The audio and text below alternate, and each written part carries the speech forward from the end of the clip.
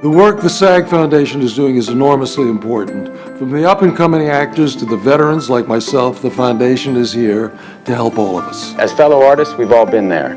It's crucial that we remember where we came from and help out however we can. For over 25 years, the SAG Foundation has been the industry's best-kept secret, and we're out to change that.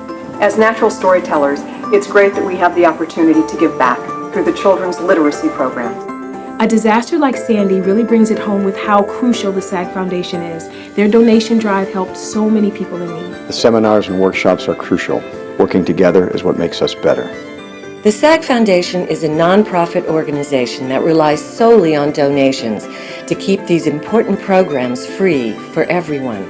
The SAG Foundation can't do it alone. We need you. If you need help, ask. If you can help, give. We're all in this together. We're all in this together. We're all in this together. We're all in this together. We're all in this together. Together, everyone benefits. Join the cause. Back now.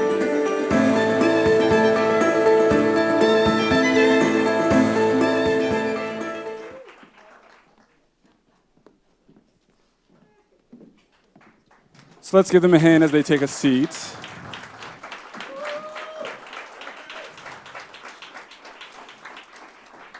Before we jump into it, I just want to thank you for those who are viewing through the live stream across the country and across the world. We have people view, so thank you for that. A couple of housekeeping needs. We're on social media, things like Facebook, Twitter. The big thing is YouTube, youtube.com/SAG Foundation. There we archive all of our live stream events. We have over 2.5 years of panels that you can view for educational purposes, LifeRaft, or the Q&As we do through our conversation events with celebrities and the latest movies and such. So we ask you, after tonight's event, if you missed something by taking notes, go home, rewatch it, but more importantly, share it, because it's free for everyone. Whether you're a SAG-AFTRA member or not, anybody can access the page, so please share anything you liked about tonight or other events so everyone can hear about it. Lastly, again, we are a nonprofit, so that means we function on grants and donations. So we have a donate page on our website that you can go and click on, and we appreciate any help, because any help that you give us goes right back to you guys for more events, financial assistance. Like the video said, if you are in financial need, there's ways that we can help. Call the office, or if you know anybody else that needs financial help, we can assist in that way. Great. So again, let's give our panels another round of a hand as we jump into it.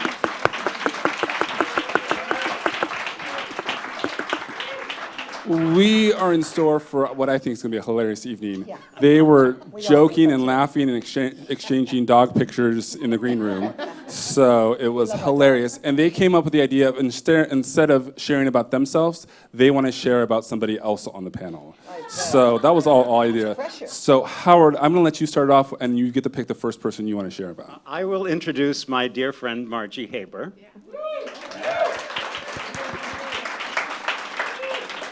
Margie and I started out together very much beginning in the 80s. I've been teaching since 1983. 1980s? Can we?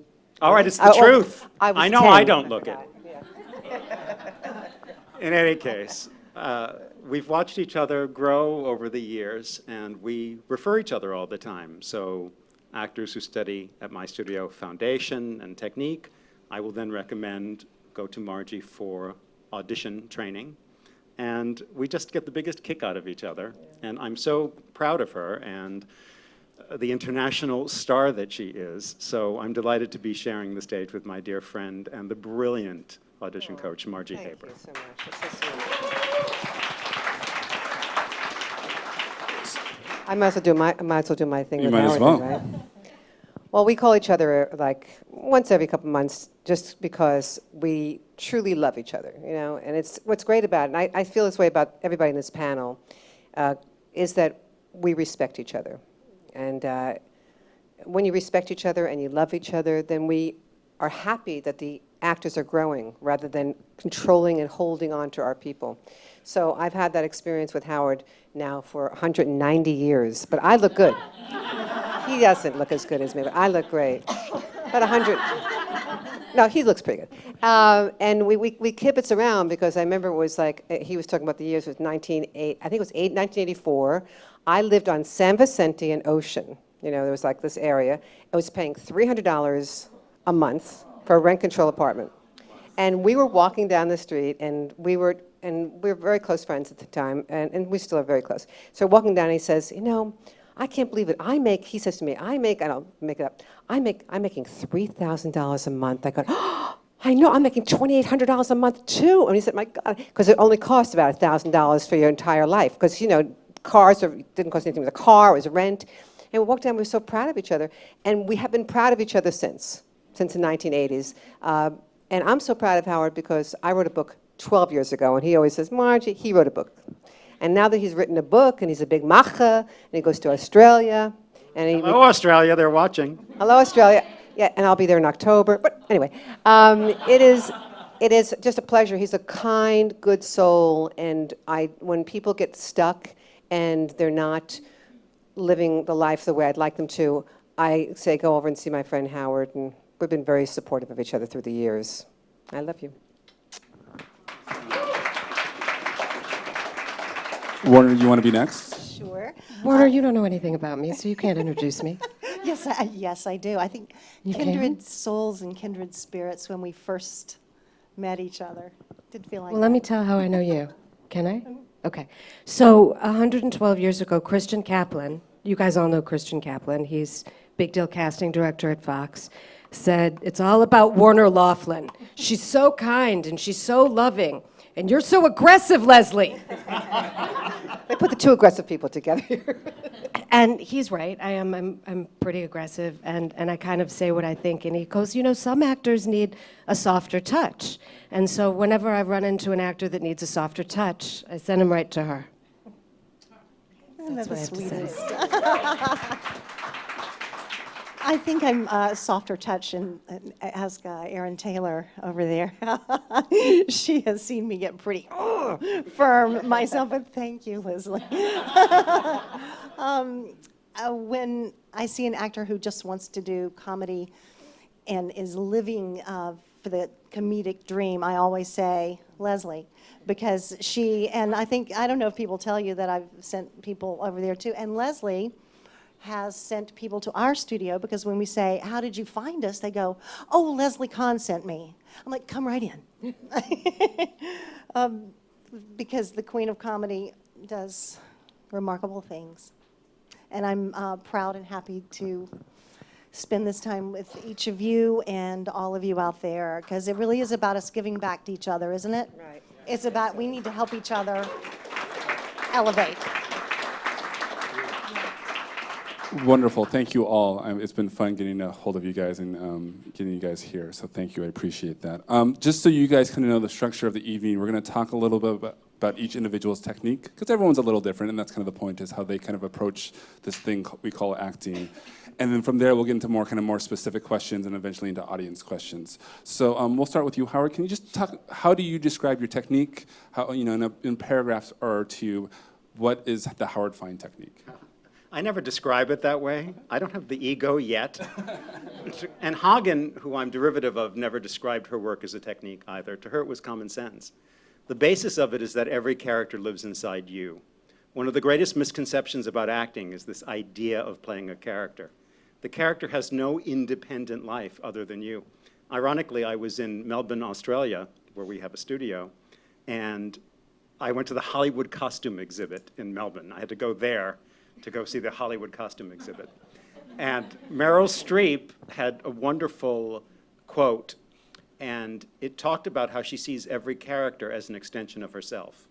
In different arrangement, but an extension of herself. So just think about how many characters we play in the course of a day. How many do we play, right? And who are they? They're all us. If I speak to a young acting student who's just moved to town, I feel as if I'm Father Time, dispensing pearls of wisdom from on high. If I talk to a scientist who's working on a cure for cancer, I feel as if I'm an idiot. So what lives inside me? Someone who feels very confident and bright, and someone who feels absolutely ignorant. We tend not to see all aspects of our own personalities. Negative behavior does not tend to incorporate into our self-concept. We tend to see ourselves as the heroes of our own stories. Why? According to my dear friend, the noted rabbi and author Joseph Telushkin, we judge ourselves by our intentions and others by their actions. When you look at a character, it's easy to judge because you look at their actions and you go, oh my goodness, That's terrible. I would never do that. Actors, that is a bullshit question. Do not say what I would do. You let yourself off the hook. Oh, I would never do that. Bullshit. I was the one who said we weren't going to swear. Well, the fire Free truck for all would. now. I did, think, he really said that. it's your influence, Lesley. The operative question for actors is not what I would do, it's what would make me do this. And until you find the character inside yourself, Hagen said it the best. She said, it's not about losing yourself in a role, it's about finding yourself in a role. Until you make those words come from a real place inside you, they're just words on a page. And so the basis of what I teach is the use of the self, first taking a real inventory of who you are, and being honest, and owning all of who you really are, from light to dark. An actor ought to be able to play everything from Mother Teresa to a serial killer, and see yourself in all of those roles. Easy to look at a heroic role and say, oh, that's me. Harder to look at a darker role and say, that's me. So we judge ourselves by our intentions, others by their actions. Our job is to justify, not judge. And then there's, of course, more, but it is about extending everything from yourself. Thank you. Excellent. Oh, Thank you. can you give me a better? Warner, you want to go jump in Sure. on that? There's a lot of that I completely agree with, Howard. I'm a big one on behavior, taking a character's behavior and figuring out what event might have caused the emotion that caused that behavior. In other words, we're all imagination-based, which is a little bit different than Howard, but we're sussing out the character. It's hard to explain in a nutshell, but I want you to get deep down psychologically into that character in a very nuanced and specific way, so that it's when you're acting, you're playing, you're living in your right brain, you're not in your left brain judging, what am I doing? Am I hitting my mark? I'm supposed to be angry here, I'm supposed to be sad here, I want it to be knee-jerk. I want you to walk as she walks, talk as he talks, behave as that character behaves. We agree on a lot, it's just the way that we go in to get that character is slightly different.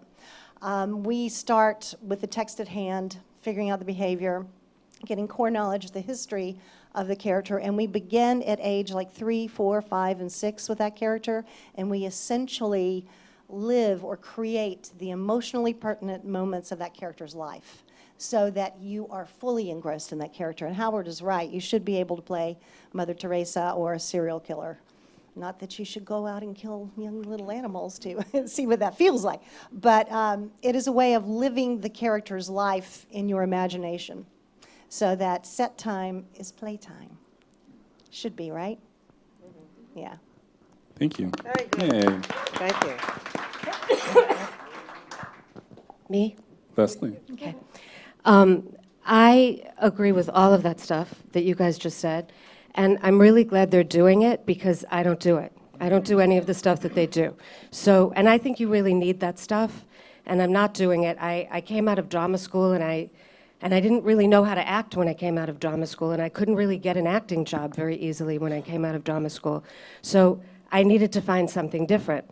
So while I think that stuff is so fantastic, and while you absolutely have to do it when you're going to go and do a play, most of you guys are going to go audition for 2.5 Men tomorrow morning, and you're going to get the sides tonight, if you're lucky. And I need to make sure that you know what to do with those sides, those 10 pages of double-spaced sides that you're going to get tonight, and be able to go in tomorrow morning and blow the roof off of the joint. And so I'm very text-based, and it's all about thoughts. I feel like that all of the things that we learn in method are so important, and you know, as designed back in the 1890s with Stanislavski and back in the 1930s with the group theater, that stuff was designed to take 4 to 6 weeks to work, and it does. But again, you guys don't have 4 to 6 weeks. You've got overnight. So we've got to find a way for you to look at that piece of paper, know exactly what that writer is asking you to do, and be able to go in and do it tomorrow, and then be able to go and do it again tomorrow afternoon at 5 at the callback because the writer's going to be in the room. And if you're not doing what he's written down there on the paper, he's going to go, I don't want that person on my set. I don't want to have to tell that person what to do. That person needs to be able to read what I've written and know what I want him to do and be able to do it instantly. And it's really hard. And it's not what most of us were trained to do. And you need this foundation in order to be able to do what I'm asking you to do as well. So to me, it's a thought-based process. I ask you what you're thinking. What is your character thinking? And this is very important. What is your character thinking? Not, as Howard and Warner said, what would you do in the situation? I don't give a flying fuck what you would do in the situation. A flying what? Fuck. I'm absolutely, however, concerned with what this character would do. And the writer has, as Warner and Howard just told you exactly what that character would do, behavior-wise, and that's what you have to do. And they're right. You have to figure out why you would do it and what you would be thinking that would cause you to do it. How's that? That's good. Brilliant. That's Give good. her a hand. I can feel like I can leave now because I think they covered everything. Okay. Well, I feel like I'm a combination of everybody here. We've all been doing this for a long time, and I feel like I have grown. I wrote my book, How to Get the Part Without Falling Apart, about 10 years ago or so, maybe even longer. And who I was then is different than who I am today. And I believe all of us are different. So I go back to when people say, oh, I studied with you 10 years ago, I say, was I any good? Or especially people say 20, 30 years ago, I said, I wasn't even born, I don't think. But I think that what's happened, well, I was, obviously, but what's happened is through my journey as who I am as a human being, I have changed. And the way that I approach things now is I don't believe in acting. So I guess I shouldn't be up on this stage anymore. I don't believe that I'm an acting coach. I believe I teach human beings to be human beings. I think that is the most difficult thing that actors have to do, is to live a person's life. So when you come to my studio, and I have various levels, various teachers, the concept of my studio is we're much more relationship oriented. And that if you don't know the relationship with the person in front of you, then then you can end up playing the idea of the story. So I always say the line, I am this person living this life. I am this person living this life. And I was supposed to write another book, but Howard wrote it, so I said, fuck that. Second. So, no, I did not, the second one. So, it's getting too much. Anyway, so I decided to do something a little different. I was very, very excited about it. I came out with it a few months ago. I don't even know if these wonderful people here know about this, but I came out with a thing called Stop Acting, and it is the audition class from Margie Haber, or whatever the name it is. Stop Acting, the audition class with Margie Haber. And it is a digital class, because I felt like if I write another book, it's going to be technical, and I'm not a technical coach. I don't teach anything technical. So it became to me, you have to watch me, In order for you to really understand what I do, it's behavior, which is what we all believe in, and to watch me do it. And I've taught this all over the world. I've been, all over the world, seminars all over the world and whatever. I figured, well, how am I going to get to people who can't afford to come to me? Because I have an international program that people come out. How do I afford people like you who may be able to afford coming to me? And so I came up with this, I'm very proud of. It's this app, but it's also on Vimeo, and it's a digital class. Because I want you to see the truth about what I teach, which is live the life and not be so technical, and grab a piece of paper that you have. I don't believe in the word monologue. I changed the words. I don't believe in the word intention. I believe in the word need. I don't like acting words because I don't think you become an actor. So it's the same thing, only it's the way that I change the focus. You know what I mean? So I don't use those words. I don't say, what's my opening beat anymore, which I used to say. Now I say, I'm coming from something. I don't concentrate on the slices that you give me, the scenes. I call them slices of life. Because if you concentrate on a scene, then you're not living all the other slices. So I concentrate a lot on the slices that are not written in the script, because the ones that are not written in the scripts are the most interesting ones. So I can go on and on. But great, that's wonderful. Let's give Margie a hand for that. Yeah. Thank you. We'll start with Warner, and then you guys can jump in, obviously, as well. What are you, in 2013, what are the concerns, questions that the students are consistently coming to your classes with? It's deception, because we talk about pilot season, but really what you guys are going to talk about is not just pilot season, it's year-round. So, but the idea is, what are the kind of maybe questions or concerns that students or things are coming in with from their experiences going, I had this experience, or this was really weird, or I'm really concerned about this? Is there any kind of consistent themes coming up in your classrooms?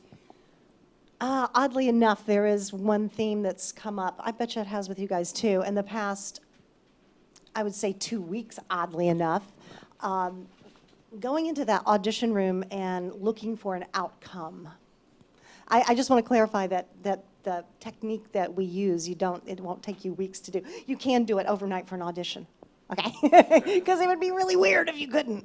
Anyway, the idea of being so concerned about the outcome of an audition, because when you do, you're cheating yourself essentially, because what should you be thinking about when you walk in that audition room? You're there not to get something, you're there to give something.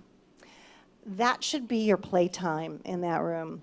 You should be able to walk in as a peer, so to speak, of this casting director, because believe me, most casting directors really want you to do well. They really do. They're on your side. And we get different signals from casting, I think, that are false signals sometimes, don't you think? We get this, where casting director is not looking at us. Well, that casting director is probably auditory. Maybe she has to listen to you to understand what you're doing. Some casting directors give that flat read. Have we all had that? Right? And you're like, oh, why? A friend of mine once said, oh, but Warner, I do that because I want to give the guys who come in at 9 o'clock in the morning the same read as the guys at 6 o'clock in the morning. I'm like, but give them something, just a little something. If you will hear it from casting or your reader as you need to hear it, rather than how you're hearing it, it will serve you well. But I'm sorry, tangent, I do that all the time, tangent. Anyway, going in not concerned about the outcome. You don't want to walk in thinking, oh my God, if I book this job, I'm going to get, how much money? You don't want to, no. You don't want to walk in thinking, oh, my manager said this was like unbelievable. Oh, and I'm going to let them down if I don't do well. And I'm new with them. I don't want to get dropped by them. All kinds of outcomes in our head. Go in to give them the best you that you can possibly give them and enjoy it. One little trick? Yeah, go ahead. Get your checkbook out. Write a check to yourself for, I don't know, $50, whatever. And in the memo, put for the role of whatever that character is, between the hours of whenever your audition is, and pay yourself, so that you're walking in that room and it's a paid gig. So have fun, enjoy it. Why else would we do this, right? Margie, yeah. Well, I think it's really hard to be an actor, don't you think, guys? Yeah. It's really hard. And I think what I say, it's kind of similar to and what Warner's saying about enjoying it, enjoying the process. I'm a big believer in, I'm an audition guru, they call me, but I don't believe in auditioning. I believe that it's actually, you have maybe 20 opportunities to audition, but I call them 20 opportunities to live a life. That if you wait for that 1 or 2 times that you book something, you're going to have a miserable life, don't you think?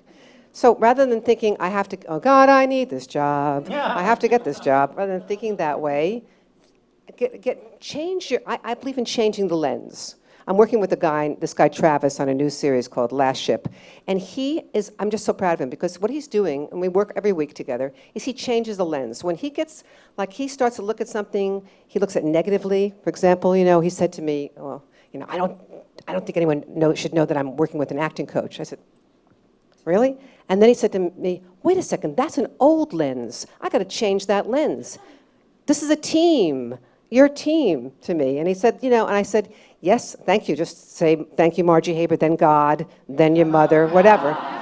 But the point of it is that it's an opportunity for you to live. Don't wait for that one time. If I could give you any advice here, and I know we're doing this because we want to support you guys. Everybody here is doing that. I would say to you, enjoy living the life. I'm big on doing it quickly and thoroughly. That's my thing, how to teach you to do it quickly and thoroughly. It's very similar to what Lesley does. It's wonderful. But at the same time, if you have a day or you have 2 days, you live it for those 2 days. You can live it just the way that Howard and Warner are talking about. You don't have to live it in 15 minutes. Oh, I did my work, I put it away. You live it all through the day. You step out when you're not living it. You know what I mean? And then the biggest problem that people say to me, which I'm sure everybody has, is when they go out and have, it's coming for pilot season now, and now you're going to have 3 or 4, quote, auditions the next day, God willing. You hope, right? So what do you do? Now, I'm a little different than probably everybody is on this panel. I don't believe in memorizing. I believe in using the paper, and that's probably going to be a question that you're going to be asking. We can do it any way you want, but it is a very different way, because I don't think you should be spending your 3,000 hours on that night on these three things, on worrying about your fakakta, there's a nice way of saying it, your fakakta words, okay, when you should be living the life. And if you're worrying about the words and memorizing it, and I can tell you, you will be screwed up, because all you'll be doing is thinking about what the fuck was that word, and you don't have the time. You don't have the time. So this Haber phrase saying, yes, I use my name versus you, is staying on the paper, coming up and communicating, so you don't have to memorize. That really gets in your way. That's all I'm going to say.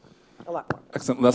Can I comment on that too? Yeah, go for it. I think that's a big misconception. I'm with you on that, Margie. I think learning your lines, use your page. I mean, they have expected I'm going to be odd man out. You're going to be odd man out. Literally odd man out. Well, but I think some people do need to be off book. Some people get stumped by that page. I love a page. I think pages are great. Because I can rely on it. But there are some people I know who just are like, if I've got pages in my hands, I can't do it, right? Yeah, I'm going to totally disagree. But the phrase reading technique, especially when you don't have time, is a brilliant technique. So no aspersion there. But just last week, I coached Gal Gadot, who got the role of Wonder Woman. How and what? Memorize the damn thing. It is a performance. You don't get a part because you're sweet. You get a part because you walk in the room and you take it. And you take it by getting good at memorizing. I'm not going to make things easier for anybody. It's hard, and I wish the dabblers would quit. I really do. Because it would make room. Why do you think casting directors are in bad moods most of the time? People are unprepared. And if you don't know how to work quickly, you don't know how to work correctly.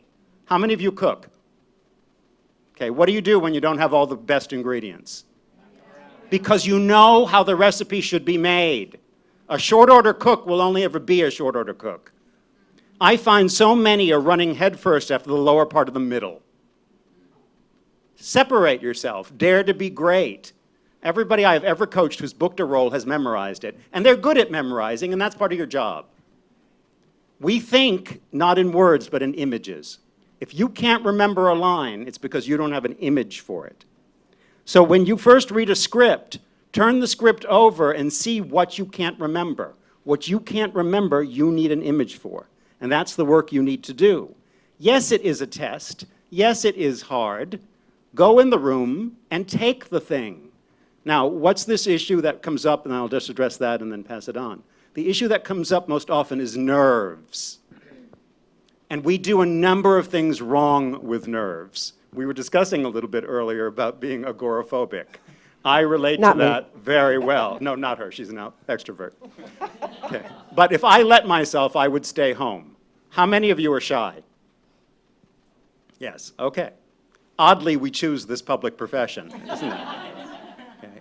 So I wrote a chapter on nerves because I think that's the thing that we need to learn how to cope with. We do the wrong things with nerves. Most of us have been ashamed about being nervous since we were kids. And then what do people say to you? Don't be nervous. Gee, never thought of that. That's really helpful. Or they'll suggest create an adversarial relationship. Go in and, make them see them naked. That's not always a good idea, right? So we don't want to do that. And I totally agree with what Warner was saying and Margie about living the life in play. So we cannot give ourselves negative meaning from nerves. Tell yourself a different story. Be willing to change the conversation or the lens. So nerves equal excitement. Breathe. Chances are when you're nervous, you're holding your breath. Do not deny nerves. Don't tell yourself, oh, I'm not nervous at all, I'm fine. I'm fine, I'm good, I'm good, I'm good. I'm okay, I don't know, I'm not scared. And then, realize that everybody at every step of the way gets nervous. Acknowledge them. Own them. They're never going to leave you. Make friends with them. And then learn to correctly place your attention. Here's one of the most common mistakes at auditions, and this was alluded to a bit. You walk into the room and you send your attention around the room, and of course we're sensitive people, right? The most sensitive people in the world go into this insensitive profession. You walk into the room and you send your attention around the room, and then you start interpreting, oh no, they don't like me. And then you start to freeze. If I place my attention incorrectly, and I look at all of you and I wonder what you think about what I'm saying, I freeze. I have to correctly take my attention off myself and on my task, which is teaching you now. The minute I do that, I'm free to live. So when you pick up the material, few key things. The difference between why and how. Most of the time, we are incorrectly using our technique to figure out how to play it. In life, we have thoughts and feelings, and then we find the words to express those thoughts and feelings, right? It's a straight line. What should you do as actors? We start with the words. We should find the thoughts and feelings that make us need to say these words, the why. What's the acting mistake? How. How should I play this moment? Where does the scene do this? Where's my transition there? Where's my right? And then you're going to do all that, but try not to be in your head. And then how can you not start measuring against your predetermined game plan? How can you not be in your head? So all of the work is basically this. What in the human condition is this about? And where does it live inside me? And if you need these words, if you need the words, if you find the need for the words, they will come to you. If you memorize the need before you just try to get words in isolation, they will come to you. So I'm going to tell you, from my point of view, and of course we all differ, and everybody up here is valid in what they do. From my point of view, memorize it and get damn good at memorizing. Because you know what happens to most people when they hold the script? Their confidence goes down. It's security blankie. Put blankie down. Let's have Lesley jump in the Wyvern, yeah. Oh, yeah. I love what everybody is saying, and I understand what Howard's saying. And when it's 3 weeks into your audition for that pilot, you bet your sweet bippy you better go to that test and be memorized. But when it's February 5th, and you have 5 auditions tomorrow, and 4 of them came in last night, and 4 of them are scripts you've never read before, you are not going to be memorized, even if you've been on a soap for the last 5 years of your life. You're not going to be memorized because it's 5 different characters and you don't know them, and you're not even going to be able to figure out how to get to wherever the fuck you've got to go. So I need you to be able to do both. You better be off book when you go to that test, unless you got the test tonight. Now, if you've been a series regular, you're good at memorizing, and you better go to that test tomorrow and be off book. But if you haven't been a series regular, no one is going to expect you to be off book tomorrow, and you have to be the kind of actor who can have those papers in his hand and be freaking fantastic, and be in the moment, and be listening, and be having relationships, and be in your given circumstances. You have to be able to do both. He's absolutely right. You have to be able to be memorized. I'm not bad at memorizing. Get better at it. I'm really bad at math and science. So do you know what I decided not to do? I decided not to be a doctor. So if you're going to be bad at memorizing, I don't really understand why you decided, hey, it'd be a really good idea to be an actor. Get really good at memorizing. Practice. Be a scientist. Be a scientist. That's very funny. Now let's talk about nerves. I love what these guys are saying about nerves. They're absolutely right. But let's talk, God bless you, about what your nerves are. Your nerves are a physical manifestation of the shit that's in your head. So let's talk about what the shit is that's in your head. Tell me some of the stuff that's in your head. When you're at that audition and you're nervous, tell me what you're thinking. Tell me what those thoughts are. I'm afraid I'm going to fail. I'm afraid I'm going to suck. What else? They're not going to like me. What else? I'm too old. What was that? What was that? That girl's way better than me. I saw her in that movie. Absolutely. She is fucking better than me. I saw her in that movie. All right. How you... I don't know what they want. Exactly. I don't know what they want. These are all great and useless things for you to be thinking about. Okay, so the first thing you need to do is become aware that you're thinking that, and then do you know what you should be thinking? Your character's thoughts. Here, here. Think your character's thoughts. Your character isn't thinking about whether you've got the right color hair or that she saw that girl in the movie last week. Your character's thinking, why did they think I killed this guy? I was at home with my husband. I didn't kill anybody. Don't put me in prison. That's what your character's thinking. Oh, Lesley, I can't do that. I can't think my character's thoughts. My heart's going pitter-pat. I'm schwitzing. My knee is shaking. I can't do that. The stuff that your heart and your knee and all that stuff is doing, it's just physiological. It's just, you know what? I have to pee. And I'm doing great. And that's your obstacle. Okay? That's your obstacle. Do you see what I'm saying? Right. I have to pee. And you know what else? My lower back hurts. Do you know that my lower back hurts? No. I'm doing fine. It's just physiological stuff that's going on. Now, going back to what Warner was saying about this audition, you know, I love what Warner said about having fun. Y'all have to have fun. And in addition to having fun, I want you to think about this. You got up this morning, you got in your car, you paid for the gas, you paid for the goddamn motherfucking parking. Right? You're probably going to get a ticket. I'm sorry if you're offended that I swear. I was not allowed to swear when I was young, and nor was I allowed to wear jeans. And so I do nothing but swear and wear jeans now. You know what? You are doing those people a favor. You got in your car, you're paying for the gas to go in and show them how this thing should be done. And then you got somewhere good to go afterward. You are not needy, you are not desperate. Nobody dates the desperate, nobody wants anybody needy. It is not sexy.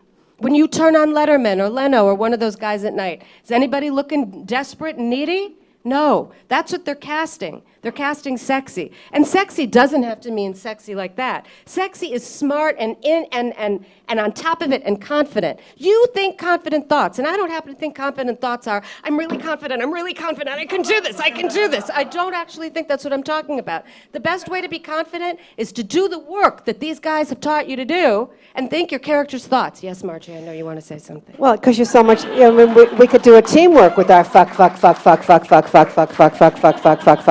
Anyway, no, because we're also we have to do a movie together. We're very passionate about this because this is what we do all day long. All day and all night. We're terrified that you guys are going to not do it. And you know, the thing that is so interesting is that we all known each other for so many years, and now here we are together, and it's just great because we're all very passionate. The one big thing is don't stay with people that aren't passionate. Obviously, that's not here on this place here. We're all very passionate. Don't stay with anybody who doesn't curse. Obviously, Howard cursed now, so it's okay to study with him. But the thing that I want to say is that in everything that they're saying, I tell people, how do you get rid of nerves? You get rid of nerves by living the life of the person. You're having that person's thoughts. You can't be thinking two things at the same time. If I'm going, oh shit, you know, people. One of the things that I talk about is these 5 ego states, and one of them is the critical parent, and one of them is the fearful child. When you walk into that room, any room, you know, what voice are you hearing? If it's the critical parent, it's saying exactly what you guys said out there, right? Oh, you know, that person's younger than me, or oh my God, I've been here, and that person's been on every audition I've been on, or look at me, I'm fat today. That's the critical parent. That's what you hear. Or if you hear that fearful child, which goes, oh my God, just put me under the bed all night, and I won't have to get up. I'll just stay in bed. I don't have to audition. Those are the voices you hear. Those voices go away. Okay, they go away when you have a relationship and purpose. And that's what Howard was talking about. When I go into that room, first of all, I don't go into the room thinking I'm going to audition. I go into that room living the life of this person.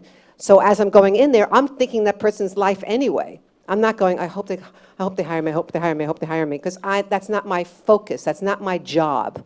I'm not going there to get the job in my life.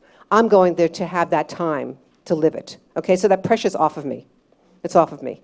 You have to be very specific to get that way. You just can't say, I'm going to live my life. You know, there's lots of things to do that, but you have to have the opportunity to believe that, oh my gosh, mistakes are your friends. I write that all over the place. Mistakes are your friends. In comedy and everything, we know when we make a mistake, it's a gift.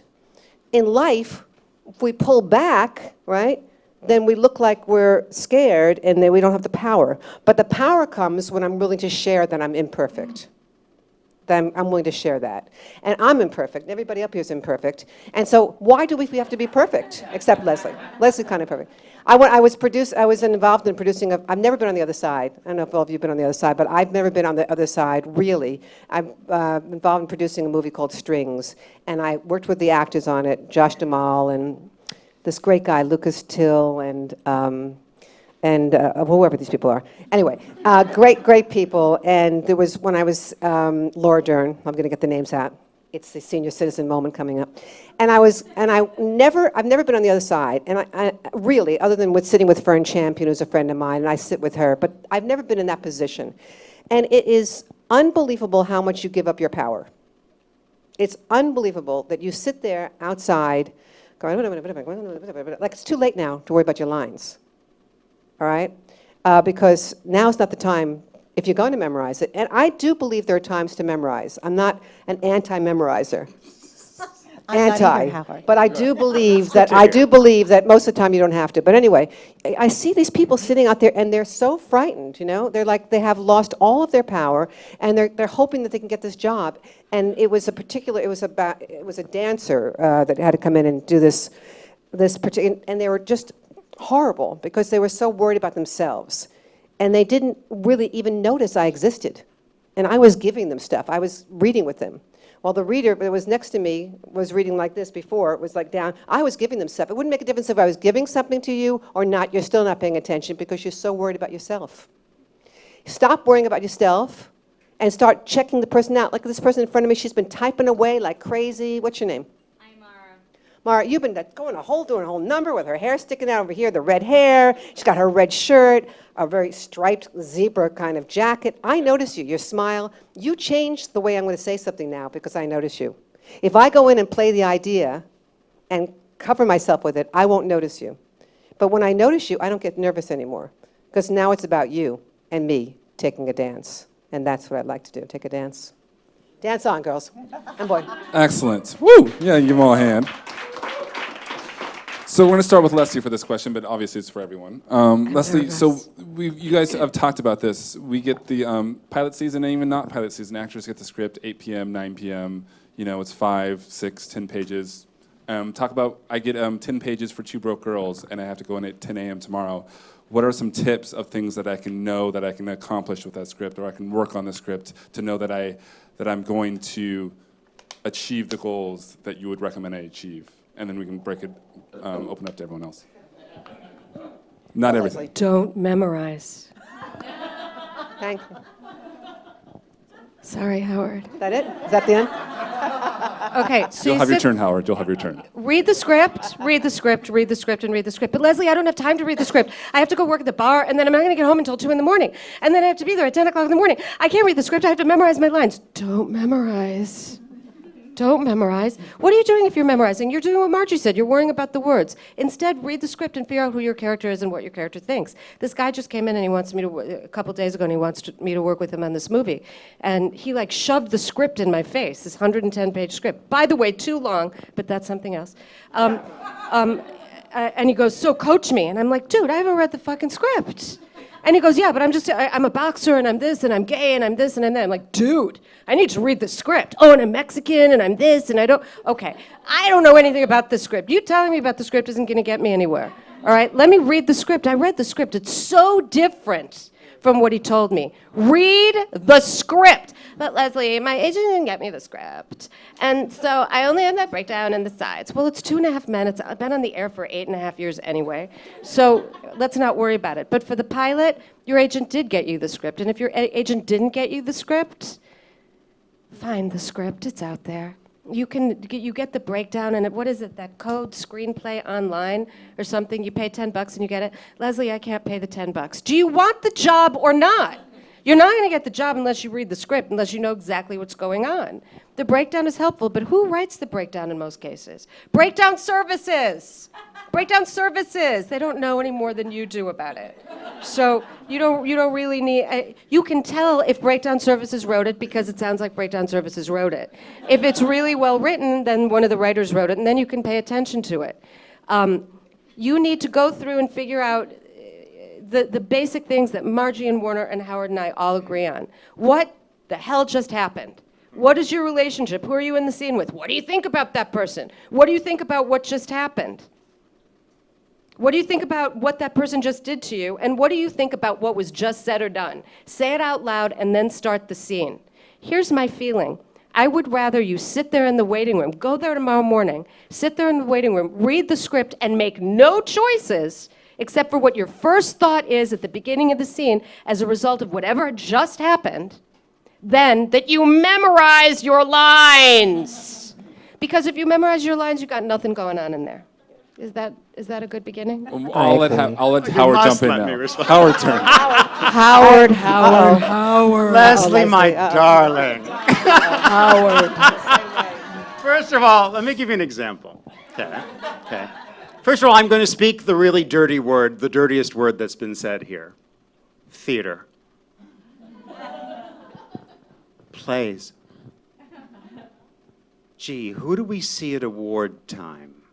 Those terrible actors, Kevin Spacey, Meryl Streep, Anthony Hopkins, Viola Davis, Cate Blanchett, the people who really drag us down, who have craft. Because we don't want to be that. This is TV film. We don't want craft. We want to be third nurse from the left. That was me. You were Did very you know that? good. I was, You actually. said, "One moment, doctor." I believed you. I did. So let's talk about craft. If it's just about the words when you memorize, you don't know how to work. So, Tough cookies, aren't they? here I was in the 80s directing a play called G.R. Point, which starred Craig Sheffer, who some of you know from A River Runs Through It. And the end of Act 1 in G.R. Point is one of the most emotional scenes ever written. And Scott Plank, who was an amazing actor who died at an early age, he went right from my production to play opposite Sean Penn in Hurly Burly. Every actor coming in was reading this emotional, gut-wrenching scene this way. And Scott walked in and said, "I think I know it. Do you mind if I put down the script?" And I said, "Sure, go ahead." And Craig Sheffer, who was reading with the actors, put his script down. And they went for it. And that kid took that part. He took it. You got to get fierce. Yes, I agree. Read the script. Is this a wise career choice? You've got to be out of your mind, right? And you could probably give me the statistics, but at any given time, how many of SAG members are underemployed? There's 2% of SAG-AFTRA members make a living wage. Good. So 98% of SAG members, not even people who aren't SAG, 98% of the union are unemployed at any time. Get ugly. Get fierce. Everybody else ought to just stay home because you are going to take that thing. Now that means you got to read the script, and you got to know how to read a script. Do you know how much, not to join the name dropping thing, although I started it. But, okay, I just finished coaching Will Smith on his new film called Will Smith. Wow. You know. Will. We call him Yeah, Willie. Will. I used to call him Willie. Well, Little Will. in any case, on his new movie called Focus, where he plays a con artist. I read that script over and over again, and I saw so many logic problems in it, which I pointed out to the producers, and they went, "Oh my God." They rewrote it. Know how to read a script the way a detective reads a script. Pick out everything that is in your given circumstance. Anything that you miss, you have missed something actable. So you've got to know how to read, and actors, not enough people read. Imagine going to a job interview in the business world and saying, "Okay, are you a natural leader?" "No, not really." "Well, you're organized." "No." "Well, you're good with people." "No." Now you go to an interview as an actor. "Are you emotionally available?" "No, I'm cut off." "You're an avid reader." No, I hate to read. Well, you're passionate. No. I just thought I would do this because I sucked at school. So check in with one, do you have a craft? And we are saying prepping for pilot season, but you alluded to it, Dennis. You don't prep for pilot season. That's year-round. Look at the Olympics about to come up. Why do we respect all those athletes? Because we know the hours they put in. We know the work ethic. And in Los Angeles and Australia and everywhere else, just having a work ethic, will separate you. A real work ethic. I agree with Howard. I agree. Yes. We all agree with you, Yes. Howard. We all agree. Do you? We all do. agreeing with you. We We all all do. agree. Yes. We all do. Howie, you're the man. Yeah. I am. You're a man. You're the man. You're the man's You're man. the man. Because you also believe, the and man. what everyone here believes, theater is fantastic. I mean, I think all of us, all of us believe that if you get a chance, always, I tell people to come here, why do you come out to LA to do film and TV? But you should be doing theater. You should be doing commercials. You should be doing industrials. You should be doing everything. Anything that's going to help you live a life. You should do all of it. I mean, and read a script. We're detectives. Every single thing that's written in there has to be understood. But you don't want to understand it here. This is the problem. Many of you get it up here in your head, and you don't get it in your body. So, I was working with someone today, but it wasn't Willie. Who was it? Well, now that you asked, just left me. Rochelle, she's so gorgeous. Rochelle Aites from Mistresses, and she's like Halle Berry's, like a Halle Berry. She's gorgeous. And we're working today on this. We work on the Mistresses, but we're working on a film she just got. So it was fascinating because I said, get up, get off the chair, and let's walk around and live in the body. Because every time you're sitting down, and I see people in my studio, they're all sitting down. I go, what are you doing? Get up and live in it, because we human beings live in our bodies, but in the audition process, you think it's all about this, you see? And I know why Howard says what he says, and if I saw the way you people use the paper, I would say the same thing that Howard said. I would say memorize, because you're not using it the right way. When you use the paper and you're going like this, and taking a sneak look, Howard, you go, looking like this, going down like this, or I call this the I fuck. Hi. How are you? You do that stuff. Yeah, everyone wants you to memorize it because it's not living it. But when you use the paper as part of the behavior, the life here is the same as here. No one even knows you're using the paper. I have somebody I'm doing in Australia who said to me, he has a studio in Australia. Did I mention Howard, that? did I mention that? I'm just giving a little thing for you. But I have this woman who's this marvelous actress, Laura Gordon, who says to me, every time I go to Australia and I stay there or here, I have to do these self-tapes, right? The sugar, these self-tapes are horrendously difficult. Aren't they difficult, these self-tapes? And over come they do this. And she said, I had so many that one day. I had 4 of them. And I got at the last minute. No, she did not have time to memorize it. She literally got it that, you have to have it out in like a half an hour. So she said, I'm going to use this Haber, this phrase technique. I'm going to use it. And the people, this is what she ended up booking because she wasn't worried about it. She didn't have the time. If you have the time, do it. Memorize it. It's part of your tools. This phrase technique I'm talking about is another tool. It's another tool for you to use. Warner, anything you want to add to? I forgot the question. It was. Sorry. No, I did. I thoroughly enjoyed everything everybody said. But it was Any fun. tips for breaking down a script when you get it the night before? Do you have any tips for? I completely agree with Howard in that character must come first, right?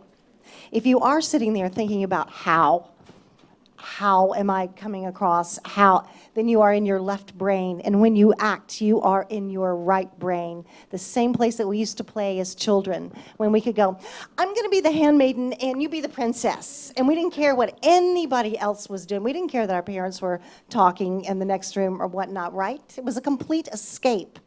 And I think that's where you want to be, in your right brain escape. But character must come first. Like Howard was saying, I don't think you said it exactly like this, but I think we mean the same thing. Good, I said. Okay, you said it. Dialogue is nothing more than a thought. Oh, for God's sakes. Come here, Lesley. Jesus Christ. Oh my God, I've waited so many years. Leslie and I had lunch about 20 years ago. Oh my God, you changed. You changed. You're not the kind Warner, of dear, what were you saying? you used to be. Excuse me, Warner was speaking. I was saying dialogue is nothing more than a thought spoken out loud, right? It's a thought spoken out loud. That's what it is. Suss out your character first. You must read that script because I guarantee you, you'll read those sides and like a detective, do look at it objectively as if you're going to tell someone what this character is about, right? You want to suss out your character, build your character first, and then put that character in the circumstances of the scene. Just as sure as you read that scene and then you go back to read the script, that character is going to look different. That scene's going to look different. So yes, fight. Fight to get the script. And Howard is right. We do have to fight, guys. You have to have persistence out there, don't you? For every day that you persist, there's somebody dropping out. Whoop. Right? And just because you've booked a fantabulous job, there's still going to be hills and valleys, hills and valleys. I always like to say this is a 60-year career. It is not a 6-year career. So if you want it to be a 6-year career, this is probably not the right business, right? It's a 60-year career. I'm upping that now because I'm old. It's an 80-year career, right? And every rung of the ladder that you go on, you're going to have a different set of so-called problems, right? Just because, I mean, you can look at that, you know, the red carpet and see the Oscar-nominated people. And let me tell you, they have a whole different set of problems than when you're just starting out, but they're just as real, yeah? So the hills and valleys in this business, let it be. Let it be. And enjoy the freaking journey of it all. Amen. Yeah? We forget to enjoy the journey. Working hard is key. You must work your butt off. Amy Adams still comes into class. We still work countless hundreds and hundreds of hours on a role that she Amy does. Who? Amy Adams, yeah. Was that Amy Adams? That was Amy Adams. Amy She's Adams. a lovely, lovely. Was it Will Smith? Yeah. No, but she does. And you don't think, I tell you, right after Catch Me If You Can, we thought, oh, yay, we're here. I have this picture in my office that she gave me, and she gave it to me because it was a set picture. And she says, look at this picture. I was in my prior moment, right? She goes, to the left of me is Leonardo DiCaprio, to the right of me is Tom Hanks, and directly in front of me is Steven Spielberg. And I went, wow, look at that focus. Yes, ma'am. You can't think a personal thought and a character thought at the same time. So in your prior, I like to call it instant, if you will think a character thought that's associated with a scene, like Leslie's saying, you have your prior circumstances, which are the circumstances before the scene begins. You have your prior moment, which are the moments leading up to that scene, and then you have your prior instant. And the prior instant are the exact character thoughts that the character is thinking, which in an audition and on set is extremely helpful because you can't think of, I shouldn't have worn, why did I wear my hair like this? And I hate this girl. You know, you can't think a personal thought. Think a character thought, yeah? See, tangent, I do that all the time. But Amy, I'm getting back to Amy. After Catch Me If You Can, we thought, yes, it's gonna roll. And she didn't work for a year. She called me up and said, I'm moving back to Colorado. I'm going to be a waitress. I'm like, I will hunt your ass down and drag you screaming. That girl works so hard at what she does, and so must you at every turn. Work harder than the next guy. Yeah. Yeah. Yeah, it's right into that. This question, we'll start with Margie, and then we'll get into some audience questions. Margie, what does it mean to be a self-aware actor? Self-aware actor. What does it mean to be a self-aware actor? Well, I think so. Thank you, Lesley. What I'm feeling right now, self-aware. Well, I would think, you're thinking of it as a negative way, right? Self-aware? Or how do I'm they... thinking it negatively. Well, but also positively, too. How do they become self-aware to be able then to do their work, to know, to make it about the other person? Okay, because let me say that self-aware, in my definition, means I'm aware of self, and that's not necessarily good, because, but if you're talking about how do I get the confidence, which is a different thing for me, to go into the room, you know, I just believe we have so much power. We give up so much power because we want to book. And it's such a stressful thing. They're saying work hard. And I'm saying work hard. But I'm not saying work hard, you stupid people, don't work. Everybody wants the same thing. We all want to succeed. We all want to do the best we can do. If we can all sit down and do be the best of Margie I can be the best Lesley we can be, and we believe that's our goal, then we can actually own the life of another person. But if we ourselves are damaged and injured, and we don't get help to be a better person, then it's really hard to be the best that we can be. Don't you believe that to be? I mean, I think Very that when I look at my actors there are a lot of actors that are injured, I go, you know what? I have my own personal therapist I go to. I love my therapist, Barbara Satinover, all right? Barbara, I believe in mindful meditation, all right? And I believe that what happens if you can be a healthy person and then start to live the life of another person, then you're in good shape. So healthy means being positive. I believe that if you're a glass half full person, your life is going to be better. Every time I work with somebody on a slice of life, I call it, they have to bring in all the life that they've given, all those moments before, all that's happened previously. And once you do that, and once you go in that room, before you go in that room, in the waiting area, that's the most important time. The waiting area is where you end up, I'm going to say with you guys, lose a job. Because you're so fakakta nervous that you're thinking, you know, do I remember my lines? But if you actually are living in the life of what's going to happen, what's happening, and you're out there, you're standing up and you're walking around, you're talking to yourself, and a lot of people think you're schizophrenic because you talk a lot to yourself, you know? And then you go in, you're full. I call it blow up the balloon halfway. If you don't blow up the balloon halfway, you ever try blowing a balloon? I'm sure you're good at it because you're a man, your muscles. But I must take muscles to blow up a balloon. I don't know what the hell I just said. Anyway, if you blow up a balloon, it's very, I don't know. I have no idea. But if you try to blow up a balloon. She's very cute. Leave her alone. She's doing We're fine. having a drink afterwards together, that's for sure. If you blow up a balloon, it's really hard to blow it up, isn't it? Right? But if you blow it up before and stretch it, I can't even. Do you want to stop while you're ahead? Stop while I'm not ahead. Oh, I'm ahead. Oh, great. Anyway, the end. I feel like, may I? Go for it. I just feel like what Margie's saying is absolutely right. The two kinds of self-aware. If I'm aware of Lesley and I'm playing, you know, Margie, I'm a little bit fucked. So I should be thinking my character thoughts. And I love what Margie's saying about have your shit together. In terms of being self-aware. Understand what you're marketing. Understand how casting sees you. Understand that if you walk in the room like this, that they're going to think one thing about you and they're going to think something completely different if you're standing like this. You need to understand all of those things. You do need to be self-aware, but can I change the subject? Okay. Because Margie said something else a few minutes ago, and I don't remember what it was, but it reminded me of the first question, which was, I don't remember. And so, but what I wanted to say about that is pilot season. How many of you are with the top 5 agencies and you're going to be having 5 auditions a day come January 15th? Right, that's what I thought. So, one of you, excellent. So, I think what we have to talk about is what about the fact that pilot season might not happen, right? So, I think there are a couple things to address there, and I can't wait to hear what these guys have to say. Unless you're with one of the great agencies, you're probably not going to have a fabulous pilot season. So you think what you need to do is get with one of those fabulous agencies. And while that would be fabulous, do you understand how you're going to get with one of those fabulous agencies?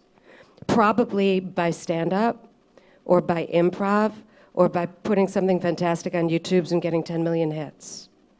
So if you're not going to have a pilot season, or if it's February 15th and you find yourself not having a pilot season, I really need you to think about how you're going to have a pilot season in 15. And I need you to understand that it's not like it was when we were coming up. When we were coming up, you could be a really good actor, and you could go to a really snazzy drama school, and you could get a really great rep, and you could get all the opportunities, and you could have a pilot season in 5 minutes. It's just not like that anymore. And so you guys have to become aware that that's what the deal is, and you have to be making things. But I'm not a good writer, and I can't do that. Well, there are 7,000 people out there who are and who can. Make friends with them. And if you can't write, you don't have to write, but find somebody who does, and you need to start making things. I mean, y'all, crap is all over YouTube. It's just crap all over Funny or Die. And these people are getting deals for shows, and you're not. Make it happen. You got to be doing your stand-up, doing your improv, or making your stuff. Is there something else they should be doing beside that? Singing? I don't care. But have something else. I'm sorry. It can't just be auditioning, you guys. You cannot just be relying on the auditions to make the career happen for you. Back to you. Lesley is so right about that. Lesley. It's self-generated, and we must self-generate these days. Find people who do what you don't do. My Wednesday night class got together, the whole class, decided to do a feature film, and in 3 days they did dramatic improv based on characters that they'd been working on. Dramatic improv, 3-day shoot, did a feature freaking film, yes? Unbelievable, right? I was so impressed with them. And it got into the Austin Film Festival. Wow. And it won the Audience Award. Wow. I mean, that's taking the bull by the horns and doing it yourself. You And must do somebody it yourself. probably got rep out of that, right? Yes. Somebody probably got rep. I'll tell you, CAA. Wow. And that's one of the biggies. You guys got to be doing stuff. Yeah. They're not out. They are out there looking for you online. Please do something online. It doesn't even have to be good. It could be weird. It could be funny. It could be strange. There are so many people. I can't tell you, and I know that it's the same with these guys, how many phone calls a day we get from CAA and William Morrison Dever and everybody going, I got this actor. Not really an actor, really just made this shit online, really can't act at all, but he's doing a pilot. Can you teach him how to act this week? Because they're shooting it next week. All the time I get that kind of No, it's all the true. time. All It's the like- time. All the time. But So we want it to be you guys. Listen, we're all trained actors. We resent those fuckers too. I don't think there's no disagreement. No. There's no disagreement on this at all. Web series terrific. I'm going to add plays again to the ways you can put yourself out there. But let's face it, it is a business of no. Don't be surprised by that word. The agent is going to say no to you, then the agent turns around and signs you. Then the casting director is going to say no to the agent. The casting director is going to pitch it to the producer is going to say no. It's a business of no. Everything actually begins with no.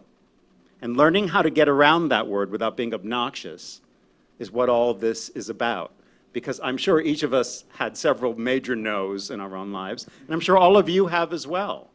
And if you learn to find a way around that word and a way around the gatekeepers, no one should be able to keep you from acting. If it's what you do, you need it in the way you need sunlight and air. It's who you are. And you have to find a way not to let somebody to stop you from doing it. Student films, I would add that as well. Yeah. Your student filmmakers are your filmmakers of tomorrow. Get to know them. Find a way to do what you do so that you're not waiting, even if you get together and you produce something low budget. With all the tech that's available now, there's so much you can do to put your work I have so many out there. students doing that, right? I mean, I have students in my classes, and I have, and not even just my students, but teachers they're in the intermediate level. They don't have to be in my level, the master level, to be doing this. I have people that are not even in my classes, but are in the intermediate level, that are literally going out and doing the most amazing things that I would, this one guy, he showed it to me, he said, you've got to go look at this. He was in the forest, he had a bunch of other people in the forest, and all of a sudden this car comes, and this guy starts shooting, and then it's all, I don't know what the hell it was, but it was absolutely astonishing that he did this on his own. And I want to say that the two things I think you guys are learning here from all of us is, one is how ambitious you need to be, right? And how all of us say that. No one's going to do it for you. The second thing I want to say to you that I want you to hear me is to know that every day you have the opportunity to live a life and not to wait. Meaning that when you're sitting at a restaurant, I tell my students, Imagine, use your imagination. Imagine the couple over there, whether they're having a fight, what their fight's about. I tell people, go to the airport and watch people when they say, Careful. Careful, carefully. I haven't said anything about anything bad yet, have I? Careful. We're living in a very high security age. See, he doesn't go with me to airports. I go by myself, thank you. Go to the Careful. airport at the places you're allowed to go and watch people kiss each other and say goodbye to each other and start to create. I think the biggest problem with you guys is you want to be actors. You keep wanting to be actors. You keep wanting to be actors. You want to get the job. You want to get the job. And you know what? Meanwhile, you're not using your tools, your everyday tools of sensory and imageries and then creating your imagination. Everybody can do this all the time. There is no excuse for it. You know, to sit around and just watch TV all day or just do that. You could go out there and experience life. You know, and that's going to cause you to be a better actor. Give him a hand for that, yeah. Love it, Lesley. You just answered the question I was about to ask. So, boom, there you go. You're 2 steps ahead of me here. So, another question I have for you guys is, what, how you mentioned this a little bit, Margie. I'm going to open it up to the panel. What are the things you are talking about as teachers now? Maybe it's this creating new work, maybe it's something else that maybe you weren't talking about 20 years ago, or the language you're using. What are the things that, as acting teachers, you've changed in the last 20 years, and you're like, now I see it this way? I brought that one up. And so, Margie kind of talked a little bit about it. Yeah. The question was for the rest of the panelists as well. What is it language? Is it the new media aspect? What are the things, the conversations you are having now that maybe as an acting teacher you didn't have 20 years ago? Wow, they're silent. I think that's the first time this evening. This is you'll never see this again. Oh. So watch carefully because we're all aggressive personalities. Even this one right here. Sweet, but watch out, okay? They're all quiet. Go ahead. All right, I'll go. First of all, much has stayed the same.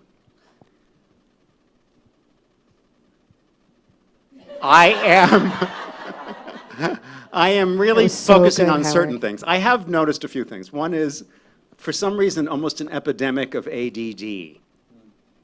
And I'm finding my students not reading. And if you want to get better at auditioning, if you want to get better with any scripts, read. Daily. Read. All art is derivative. Do you realize how many plots are based on Shakespeare? All art is derivative. You want to understand sitcom, read Aristophanes. So I'm finding that we are becoming a society of texting, and we are losing the ability to fully communicate and express. So if we are communicating in shorthand all the time, how are you going to pick up Romeo and Juliet, right? Because how do we express ourselves? Do we express ourselves with poetry? And the great writers, even for television, because look, television has changed. Look at what's being done now. You're getting film quality on television, not just HBO and Showtime and Stars, but we're getting it throughout. Amazon's coming out with material. And also film actors, it used to be all separate, are now doing television projects because they're of such a high quality. So develop your verbal skills and concentrate. If you don't have a concentration skill, if you don't read a book cover to cover, you don't have the concentration to be an actor. So you want to get better at working quickly? Read. That's what's changed. And the fact that we don't express ourselves fully. How many of you know a great storyteller in your lives? Okay, it's almost a lost art. And isn't that what we are, but great storytellers? So start to communicate. If you want to get better, learn the language of communication and emotion. How was your day? All right. Want to hang out? Okay. How do I look? Yeah, good. Want to get married? All right. All right. So that is what's changed. We are not using language. We're not reading. And we're not developing the concentration skills. I'm a big fan of yoga, Alexander technique, voice class. I'm a big fan of all forms of dance training because it develops a concentration skill that you will need And that's what's going to keep you going, is the ability to focus. And if I see one more student in my classes, because it doesn't work, right? Patience, too. I'll leave you with this story. A young man goes to a first day with a martial arts master. And after one class, and I bet my colleagues will identify this, after one class says, "How long before I'm as good as you?" And the martial arts master thinks about it and says, 10 years. And the kid says, "Well, what if I come 3 times a week?" And the martial arts master says, 15 years. "What if I come every day?" 20 years. The kid says, "I don't understand. How come if I come that much more often and try that much harder, it takes me longer? It doesn't make sense." The master says, "With one eye always off in the distant future, you only have one eye in the present with which to learn." I love We're that. stealing that one, Howard. We are stealing that one, Howard. That's our story for tonight. I got one that I want to That's add. brilliant. Okay, That go- was really good. Let's go, Leslie, and then Warner, if you have anything. Well, I'm sorry? Oh, no. Getting back to where we were in our day coming up, we were in drama school required to do dance, fencing even. We had Shakespeare, we had voice, we had movement, and we have lost that, I think, in today's world a bit. So that full body actor, to me, is exceedingly important. I see people with, their voices are displaced. You don't, and there's a difference. So yes, get in an improv class, get in a comedy class, a drama class, get in voice and movement, get in all of that, because it will serve you well. And when she says that, I want to say one thing. There are teachers, and we're not any of them, thank God, that say, do not study any place but my place. I know these people, and I don't know if you know, but there's someone who has people study for 2 years. Until you finish the 2 years, you can't study anyplace else. I'm just saying. I'm not saying who. I'm not gossiping, Howard. But I'm saying to you, everybody has a different gift to give you, and nobody should own you. I love when my students go to Lesley. I recommend Lesley for comedy all the time. This is what you need to do. You need to know that there are specialties out there and that people have different things to offer, and that you should go out and find that and look at the truth of yourself, because you're a business. What are your assets and deficits? And if your assets are there, then look at the deficits and don't be critical about it. Don't make it a negative thing. Make it a positive thing. Otherwise. 2 things. The frame, pursuant to your question about what's different, the frame. You guys got to know the frame. If I were you and if I were an actor coming up right now, thank the Lord I am not. I would have a camera in my house and I would be videotaping myself 24/7 until I was the world's foremost leading authority on the frame and on me on the frame. I would become a filmmaker. Not that I want to. I certainly understand why you're not. I would become a cinematographer. I would know all about that frame. There's a phenomenal teacher in New York named Bob Krakauer, and he is the one that made me really, really get it, really grok that it's about the frame now. Every single audition that you're going in on is on tape. For you to not know exactly what that tape is going to look like is an error in judgment on your part. And there are fantastic and brilliant things that you can learn to do with regard to what that image looks like that will affect the way that image is seen by the viewer and how you are perceived and whether or not you get that call back. So I really, really recommend that you look at the frame. The second thing is the way we look at text. I love what Howard's saying about the text. The text is so much thicker than it was. Every year it gets thicker and thicker. I think Aaron Sorkin just gets smarter and smarter every year, and and he gets wordier and wordier, and every other writer in town, you'll forgive me, every other writer in town, tries to emulate, some of the genius. And, you may not like, what's the show that's on right now?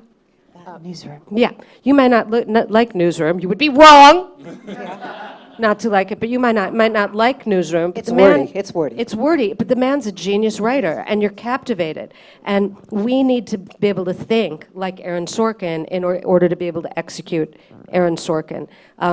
I love that these guys all say that I'm a comedy teacher, and if y'all want to call me a comedy teacher, bring it. It's fine. I don't see myself as a comedy teacher. I see myself as a text teacher, and I utilize comedy because it's so much easier for us to learn text analysis on comedy because the patterns in the text are so much more readily visible on comedy than they are on drama. I mean, in drama, you know, there's a car crash, somebody's dying, somebody's in the hospital, there's a lot of blood. But in comedy, you know, you gotta, you know, achieve that pattern, and you gotta make that moment. And so I find that if I start you out on comedy, then suddenly you can do horror, and you can do adventure, and you can do the buddy thing, and you can do everything. And so to me, it's all about text analysis. And I think it probably was always about text analysis, but I do think now, you know, the writers of today, there's so many, Bobby Moresco, there are so many amazing writers out there. And when you turn on Sunday night TV on HBO and Showtime, I mean, what is that new one? Is it Getting On? I mean, this is, have you guys seen it? This is some amazing stuff they're doing in Getting On. There's so many amazing shows that are being done on these Your cable. dog is named for? Khaleesi. My dog's name is Khaleesi. My dog's name is She's very happy Khaleesi. because it's her first dog, Game of okay? Thrones. They're all looking at me thing blankly. ever. Game of Thrones fans? people. First Game dog. of Thrones. Thank you. Thank you. Absolutely. 14 years. And Rome. Do you guys remember Rome? I mean, talk about. I Oh, my mean, God. wasn't that a great show? Where did that go? God. And you know, the important thing about all these shows, and you say about the writing, is this is what bothers me. When people change words. I mean, it makes me crazy. I mean, there's certain, obviously, shows and improvs. Of course you can do that for that. But when you have good writing and you start changing it, like are you going to change Shakespeare? How, I mean, you know, is this a dagger which I see before somebody? Whatever. You know, I mean, it's just you don't want to change words. And that's why I'm such a stickler on using the paper the right way. Because if you start changing words, and I know even, especially, I'm going to say in comedy because I do think of you comedy, but everything else too, but when you do comedy and you say, robbed, they come in, they take things out, they robbed us, and then you say, robbed, The Prisoner of Second Avenue, by the way. That's right, very good. If you change it and go, robbed, I think they took something, it changes everything. So really I'm a stickler on using the words that are written. The other thing is that the writer isn't going to be very happy with you if you change his writing. Most of the time they're in the room. That's right. When you audition. And do you know how much they love hearing their words? Very much. Narcissism. Unless their name is, what's that guy that does everything improv? You know, all the improv movies. Who would you say? Judd Apatow. Judd Apatow does not want you to say anything written on the page. Okay, but everybody else pretty much does. And Aaron Sorkin's people will fire you if you don't. That brings me to something. Can I? May I? Know the shows that you're going into audition for. Know the producers, know what the writing is like, know the characters on that show, know what the tone is, the flavor, the feel of it. Know what you're walking into, yeah? And watchable. And watchable. And Well, at least pilot once. season is a little bit different in that pilots, some of the characters are, well, I find in sitcoms particularly, not that they're vanilla, but they haven't been completely, wholly, totally flushed out yet. 3-4 episodes into the series, you're going to find that the writers are writing more for the actors involved. That's why it's doubly hard and triply important for you to suss that character out, make it your own, right? Agreed. Agreed. Do you agree? Howard? Agreed, Howard? Howard? Agreed. Okay, we're moving on. We're going to do our last question. You guys said so many wonderful things, right? They've so many amazing things. But I'm going to challenge, this is a challenge here. What's maybe your one last thing you want to leave us? Think of it as like a one nugget of like, if I could sum it up, this is the sentence or two or three that I would sum it up with. And we'll start with Howard. Or Lesley, Lesley's in it. Go to law school. Perfect. This is why we talk about comedy, okay? We're sorry. There is no scene to do correctly. There's simply a human being living authentically in the given circumstances. If you try to figure out how to do scenes well, you'll be in your head your entire life. Don't even think of it as a scene. It's a human being living authentically in given circumstance. What in the human condition is this about? Where does it live inside you? And how can you make it come from you so that we don't see the acting? If we see the acting, you're in trouble. I agree. That sounds like The perfection of acting is because it's imperfect. I look at all you guys as you have such a gift. Find the joy in it. Don't take it lightly, but do find the joy in it, and know that there may be one character that you portray, there may be one line that you read, there may be one thing you say as a character, and you will be touching people, lives. You touch people whose names you will never know, to either give them comfort or joy or to teach them something, but you touch them. What a noble gift that is. Yeah. So, yes. Wow. I think it's what's so wonderful about us, that we get an opportunity to do this every day. I've been doing it for 4,000 years. You've been doing it for 3,999. But I feel very blessed. My life is very blessed.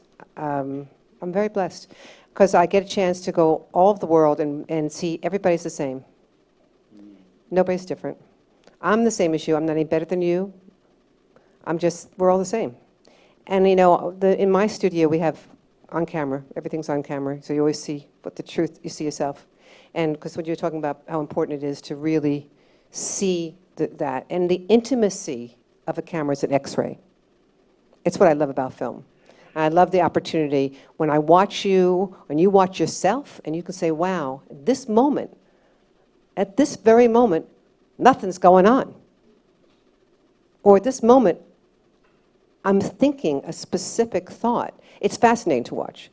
Now, I just would love for you guys to really have the opportunity to watch and see the truth of what you do, because that really changes everything. And I believe that there's a structure we have, the frame, which of mine is a 10-step method that I have, the frame. But to do it linear or technically gets in your way. You want to have the frame, but you want to be messy inside, as messy as you can get. And messy means you can let yourself fall forward. So when you're in that audition room, when you call it audition room, and you go in there and you fuck it up, whatever, when you do that and you go like this and you pull back, you've lost all of the magic. You do that, right? Am I right? You go, oh shit, did anyone notice? Yeah, we're noticing that you're saying, oh shit. But instead of pulling back, I always say, go forward. Because we love outtakes, don't we? I mean, I love outtakes. I wait for the end of the movie more for the outtakes than the intakes. And I love the outtakes because it's real life. And that's what I want you to do. I want you to enjoy the process of living a life. You want to add? I would say rehearsal and performance are two completely different things, and don't bring your rehearsal into your performance. So you get your audition, you work on it tonight. You don't stay up all night. You get enough sleep, you get your beauty sleep. You go to the gym in the morning, you go to the audition. And as you're sitting there in the waiting room, you can take 5 minutes if you want, and you can review your work. And at the top of your page, you can have written down your first thought. And then you go to the audition, you shoot the shit with casting, and she says, are you ready? And you say yes, and you have your first thought, and then what do? You fuck it. That's what I say, fuck it. You fuck it and you let go. You don't go, oh God, what was I supposed to do on this line? Oh God, what was that amazing moment that I did last night in the shower? Oh God, I've got to remember. You can't do that in the middle of your audition. You can't. You have to be, like Margie says, you have to fall forward. You have to be in the moment. Because you have prepared. You have prepared as much as you're going to prepare. And being there in the middle of the audition in front of Junie Lowry Johnson and worrying about what you decided you were going to do last night is going to ruin your audition. I promise. And this is the freedom. You get to do all your rehearsal, and then you get to fuck it. One of my faculty members is here right now in the audience. Her name is Allison Turner. And Allison always likes to say, fuck it, say if I say this right, fuck it is an ingredient, not a garnish. Fuck it is not something that you can put on at the end if you have a little extra to make it taste good. Fuck it is the last and most important ingredient of your preparation. prepare, and then fuck it and have a great time, like Warner said. You know that is on my thing. Fuck it. I can't get over it. This is on my video. Everyone should say it together. 1, 2, 3. Fuck it. Now I say it with your body. Fuck it. Oh my God, Lesley, thank you for my tinnitus. Let's give him a hand.